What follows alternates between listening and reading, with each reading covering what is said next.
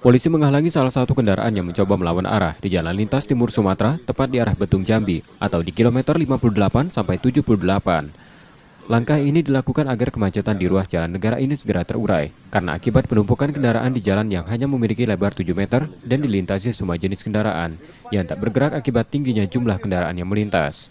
Sementara di perbatasan Palembang Banyuasin, polisi sudah mulai melakukan langkah tegas memutar balik kendaraan angkutan barang yang dilarang melintas kecuali angkutan sembako, BBM, dan bus.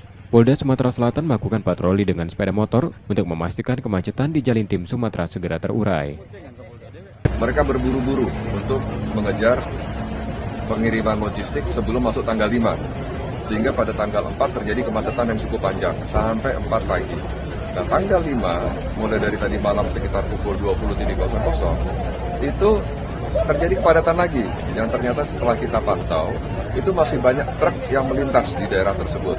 Oleh karena itu, kami sudah laporkan kepada Pak Gubernur, dari seluruh pihak, dari kepolisian, dari Dinas Perhubungan, dari BPTD, dari Satpol PP, itu akan meminggirkan semua kendaraan truk untuk tidak melintas, kecuali bus pengangkut penumpang, kemudian truk-truk yang mengangkut sembako dan bahan bakar.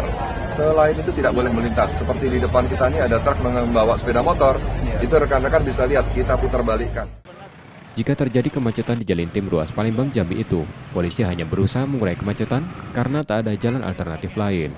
Jika pembatasan kendaraan angkutan berhasil dilakukan, kemacetan perlahan akan terurai. Tim Liputan, Kompas TV, Banyuasin, Sumatera Selatan.